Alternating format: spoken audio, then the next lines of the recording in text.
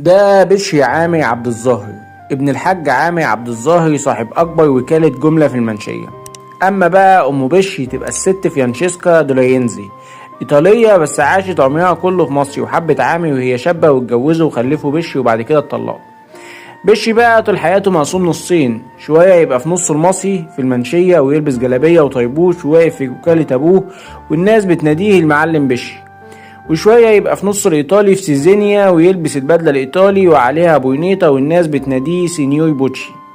وطول الوقت بشري في صراع جواه بين نص المصري ونص الإيطالي، بس هو دايما كان بيقول إنه مصري 100% ومعتز بمصريته جدا، برغم إنه راح شارك خاله سينيور جوفاني دولارينزي وفتح له شركة قطن باسمه، وساب وكالة أبوه لإخواته خميس ومرشدي.